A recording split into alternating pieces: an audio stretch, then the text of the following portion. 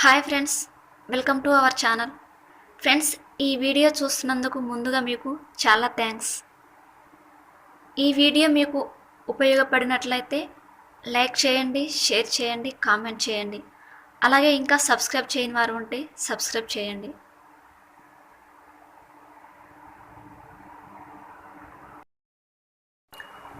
జిమ్నాస్టిక్స్ని తెలుగులో గారడీలు అంటారు. భారతదేశంలో జిమ్నాస్టిక్స్ పితామహుడు రామదాస్ స్వామి. భారతదేశంలో జిమ్నాస్టిక్స్ యొక్క పితామహుడు రామదాస్ స్వామి. తర్వాత కాలంలో వీటిని అభివృద్ధి చేసినది బాలంబర్ దాదా. జిమ్నాస్టిక్స్ యొక్క పితామహుడు రామదాస్ స్వామి, కానీ ఆ తర్వాత కాలంలో వీటిని జిమ్నాస్టిక్స్ని అభివృద్ధి చేసింది బాలంబర్ దాదా. 2017 డిఎస్సిలో ఈ బిట్ వచ్చింది. జిమ్నాస్టిక్స్ అనగా అర్థం ఎక్సర్సైజ్. జిమ్నాస్టిక్స్ అంటే అర్థం ఎక్సర్సైజు. జిమ్నాస్టిక్స్ అంటే నగ్నంగా చేయు కళ, నాకుడు ఆర్ట్. జిమ్నాస్టిక్స్ అంటే అర్థం ఏంటంటే ఎక్సర్సైజు. ఈ జిమ్నాస్టిక్స్ అంటే నగ్నంగా చేయు కళ. జిమ్నాస్టిక్స్ను జిమ్నాజియంలో నిర్వహిస్తారు.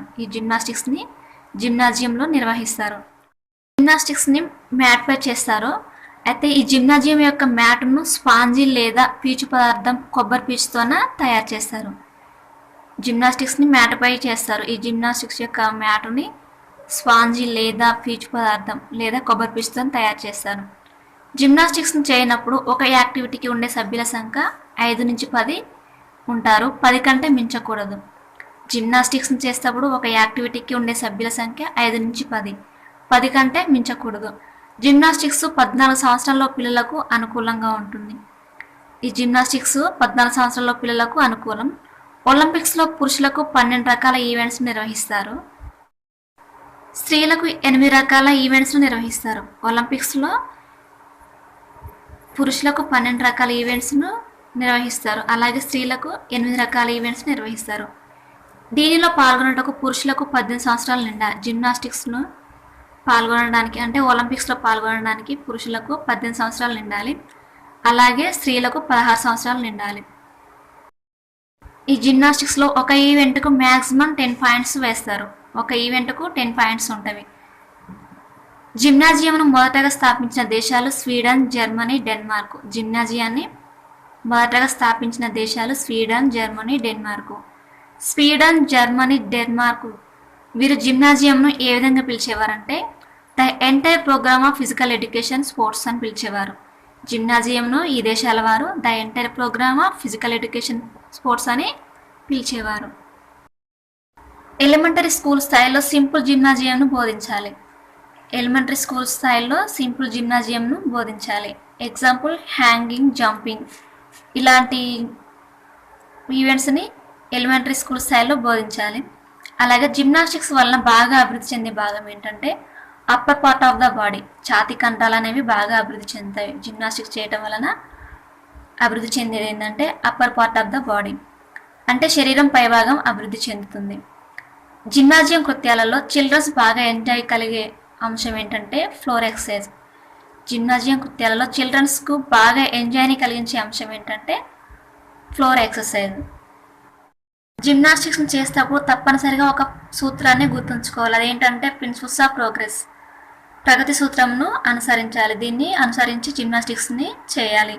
జిమ్నాస్టిక్కి సంబంధించినవి పదాలు ఏంటంటే జంగిల్ జంప్, బగ్ బీమ్. జిమ్నాస్టిక్కి సంబంధించిన పదాలు ఏంటంటే jungle jump, bug beam. Gymnastics కృత్యాన్ని చేసేటప్పుడు తప్పనిసరిగా ఒక ప్రిన్సిపల్స్ని గుర్తుంచుకోవాలి, సూత్రాన్ని గుర్తుంచుకోవాలి. ఈ సూత్రాన్ని అనుసరించి మాత్రమే జిమ్నాస్టిక్స్ని చేయాలి. అదేంటంటే ప్రిన్సిపల్స్ ఆఫ్ ప్రోగ్రెస్, ప్రగతి సూత్రంను అనుసరించి జిమ్నాస్టిక్స్ని చేయాలి. జిమ్నాస్టిక్స్ చేయడం ద్వారా శరీరంలో అభివృద్ధి చెందే అంశాలు ఏంటంటే body position, ability, flexibility. Gymnastics చేయడం వలన బాడీ పొజిషన్, ఎబిలిటీ, ఫ్లెక్సిబిలిటీ అనేవి డెవలప్ అవుతాయి. జిమ్నాజియం 2 రకాలు. ఒకటి స్టాటిక్ జిమ్నాస్టిక్స్, 2 డైనమిక్ జిమ్నాస్టిక్స్. ఈ జిమ్నాస్టిక్స్ అనేవి 2 రకాలు. ఒకటి స్టాటిక్ జిమ్నాస్టిక్స్, రెండవది డైనమిక్ జిమ్నాస్టిక్స్. ఈ స్టాటిక్ జిమ్నాస్టిక్స్ అనేది గ్రూపులుగా చేస్తారు. ఉదాహరణకు పిరమిడ్స్, మాల్కంబు వంటివి స్టాటిక్ జిమ్నాస్టిక్స్. అలాగే డైనమిక్ జిమ్నాస్టిక్స్ ఇవి వ్యక్తిగతమైనవి. ఇవి 2 రకాలు. డైనమిక్ జిమ్నాస్టిక్స్ వ్యక్తిగతమైనవి, ఇండివిజువల్ యాక్టివిటీస్ చేయడానికి డైనమిక్ జిమ్నాస్టిక్స్ను ఉపయోగిస్తారు. జిమ్నాస్టిక్స్ అనేవి 2 రకాలన్నమాట. అంటే ఒకటి స్టాటిక్ జిమ్నాస్టిక్స్ లేదా సిస్టమాటిక్ జిమ్నాస్టిక్స్, రెండవది డైనమిక్ జిమ్నాస్టిక్స్. స్టాటిక్ జిమ్నాస్టిక్స్ అంటే కదలకుండా చేసేవి, అలాగే డైనమిక్ జిమ్నాస్టిక్స్ అంటే కదులుతూ చేసేవి.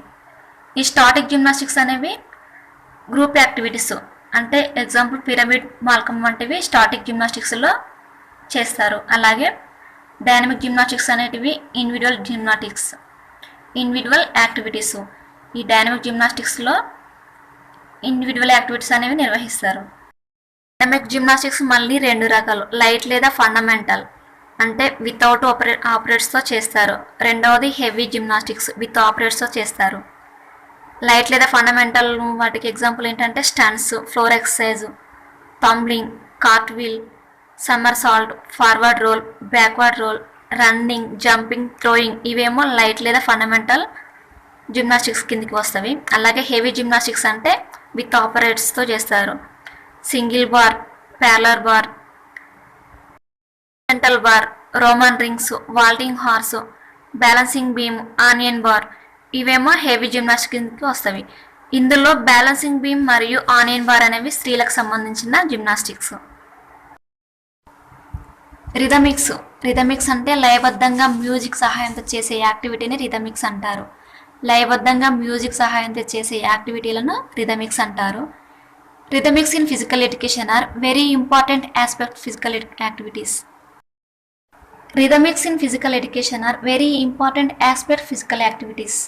అలాగే great intellectual and aesthetic development, physical and aesthetic development, highly significant for the children's, great source of recreation, intermediate classes. Physical activities లేదా వ్యాయామ కృత్యం నందు వీటి యొక్క ప్రాధాన్యత ఎక్కువగా ఉంటుంది. అలాగే గొప్ప ఆలోచన సామర్థ్యానికి మరియు సౌందర్యాన్ని అభివృద్ధి పెంచుతాయి. శారీరకమైన సౌందర్య అభివృద్ధి పెంచుతాయి. విద్యాపరంగా శారీరకమైన సౌందర్య అభివృద్ధిని పెంచుతాయి. అలాగే పిల్లలకు చేయించడానికి సరిపడా కృత్యాలు రిథమిక్స్ నందు ఉంటాయి. పిల్లలకు చేయించడానికి సరైన కృత్యాలు రిథమిక్స్. దీనివలన శారీరక, భావోద్రేక, వినోదాత్మక అంశాలు ఉండటం వలన పిల్లలు బాగా ఇష్టపడతారు. రిథమిక్స్ ద్వారా పూర్తి వినోదాన్ని పొందవచ్చు. ఈ రిథమిక్స్ వలన విద్యార్థులలో బాగా అభివృద్ధి చెందేది endurance, strength.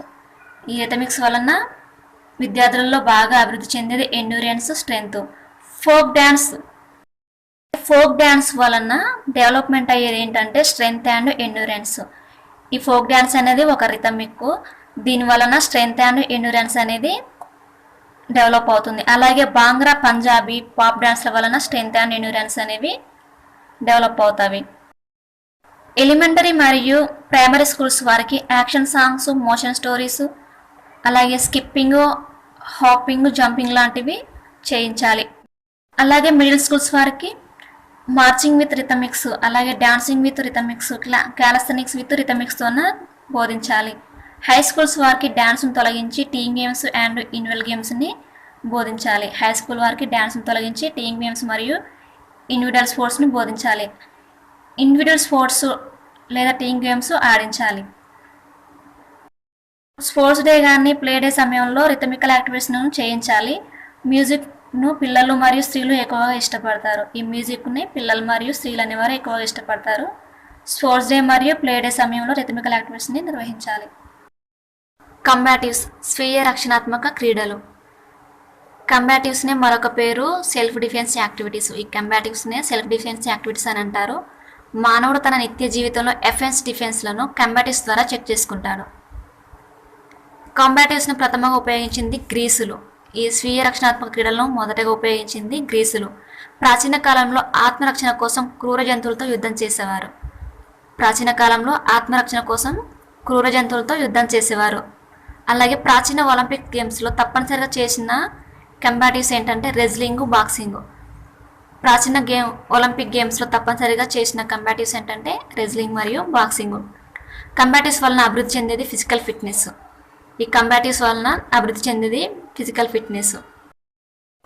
Physical fitness, qualities of head and heart. Combatives వలన డెవలప్ అయ్యేది physical fitness, qualities of head and heart. Gladiator fights జరిగే దేశం ఇటలీ. క్రీస్తుపూర్వం 264 సంవత్సరంలో గ్లాడియేటర్ జరిగే దేశం ఏంటంటే ఇటలీ. గ్లాడియేటర్ అంటే కత్తి యుద్ధం. ఈ కత్తి యుద్ధాలు జరిగే దేశం ఏంటంటే ఇటలీ. గ్లాడియేటర్ ఫైట్స్ జరిగే నగరం ఏంటంటే రోము. దేశం అంటే ఇటలీ, నగరం అంటే రోము. రోమ్లో యాంపీ థియేటర్ కలోసెనియల్లో ఈ గ్లాడియేటర్ ఫైట్స్ అనేవి జరుగుతాయి. వలన విద్యార్థుల్లో ఏమి అభివృద్ధి చెందుతుందంటే బలం, మూమెంట్, కోఆర్డినేషన్ అనేది అభివృద్ధి చెందుతుంది. స్ట్రెంగ్త్, మూమెంట్, కోఆర్డినేషన్ అనేది కంబాటివ్స్ వలన విద్యార్థులలో డెవలప్ అవుతుంది, అభివృద్ధి చెందుతుంది. కంబాటివ్స్ అనేవి 4 రకాలు. ఒకటి సింపుల్ కంటెస్ట్ లేదా కంబాటివ్స్, రెండోది మాస్ కంబాటివ్స్, మూడోది రెజ్లింగ్ అండ్ డ్యూయల్ కంటెస్ట్, నాలుగవది జూడో కంబాటివ్. ఈ సింపుల్ కంటెస్ట్ లేదా కంబాటివ్స్లో ఇద్దరు వ్యక్తుల మధ్య జరుగు పోరాటం. దీంట్లో ఇద్దరు వ్యక్తుల మధ్య పోరాటం జరుగుతుంది. సింపుల్ కంటెస్ట్ లేదా కంబాటివ్స్లో ఇద్దరు వ్యక్తుల మధ్య పోరాటం జరుగుతుంది. అలాగే మాస్ కంబాటివ్స్ అంటే ఒక లిమిటెడ్ ఏరియాలో కొంతమంది వ్యక్తుల మధ్య జరిగే పోరాటం. మాస్ కంబాటివ్స్ అంటే ఒక లిమిటెడ్ ఏరియాలో కొంతమంది వ్యక్తుల మధ్య జరిగే పోరాటాన్ని మాస్ కంబాటివ్స్ అంటారు. అలాగే రెజ్లింగ్ అండ్ డ్యూయల్ కాంటెస్ట్ అంటే ఇద్దరి మధ్య జరిగే పోరాటం. రెజ్లింగ్ అండ్ డ్యూయల్ కాంటెస్ట్ అంటే ఇద్దరి మధ్య జరుగుతుంది. జూడో కంబాటివ్ అంటే జపాన్ యొక్క స్వీయ రక్షణాత్మక క్రీడగా దీన్ని పరిగణించారు. ఇది జూ లేదా జూట్స్ అనే పదం నుండి ఉద్భవించింది. జూడో కంబాటివ్ అనేది జపాన్ యొక్క స్వీయ రక్షణాత్మక క్రీడ. ఇది జూ లేదా జూట్స్ అను పదం నుంచి ఉద్భవించింది. డ్యూయల్ కాంటెస్ట్ ఇద్దరి మధ్య జరిగేది కాబట్టి దీనికి ఎగ్జాంపుల్ రెజ్లింగ్. జూడో కంబాటివ్ అనేది జపాన్ యొక్క స్వీయ రక్షణాత్మక క్రీడ. జూ లేదా జూట్స్ అనే పదం నుంచి ఉద్భవించింది. దీనిలో ఉపయోగించే పదాలు hand wrestling, hand pulling, shoulder pushing, wrestling. దీంట్లో ఉపయోగించే పదాలు ఏంటంటే hand wrestling, hand pulling, shoulder pushing, wrestling. Combatives 2 రకాలు. ప్రత్యక్షంగా పోటీ పడుట, రెండవది ధైర్య సాహసాలు చూపించుట. ప్రిన్సిపల్స్. విద్యార్థులు వీటిలో పాల్గొనటకు కొలబద్ధంగా చూసేవి బలం, వయస్సు, శరీర సామర్థ్యం. విద్యార్థులు వీటిలో పాల్గొనటకు కంబాటివ్స్లో పాల్గొనటకు కొలబద్ధంగా చూసేవి బలం, వయస్సు, శరీర సామర్థ్యం. Strength, age, physical fitness. అయితే ఇందులో విద్యార్థులు వారి ప్రత్యర్థిని వారే నిర్ణయించుకోవాలి. ఈ కంబాటివ్స్లో విద్యార్థులు వారి యొక్క ప్రత్యర్థిని వారే నిర్ణయించుకోవాలి. ఇందులో విజేతను 3 రౌండ్లలో నిర్ణయిస్తారు. కంబాటివ్స్లో విజేతను 3 రౌండ్లలో నిర్ణయిస్తారు. 3 రౌండ్లలో తెలియకపోతే 5 రౌండ్ల వరకు పొడిగిస్తారు. విజేతను 3 రౌండ్లలో నిర్ణయిస్తారు. ఈ 3 రౌండ్లలో తెలియకపోతే 5 రౌండ్ల వరకు పొడిగిస్తారు. ఉపాధ్యాయుడు విద్యార్థులకు అన్ని విషయాలను వివరణ ఇవ్వాలి. ఉపాధ్యాయుడు విద్యార్థులకు అన్ని విషయాలపై వివరణ ఇవ్వాలి. కంబాటివ్స్లో స్కిల్స్ స్టాన్స్, హోల్డ్, గ్రిప్స్. కంబాటివ్స్లో స్కిల్స్ అనేవి స్టాన్స్, హోల్డ్, గ్రిప్.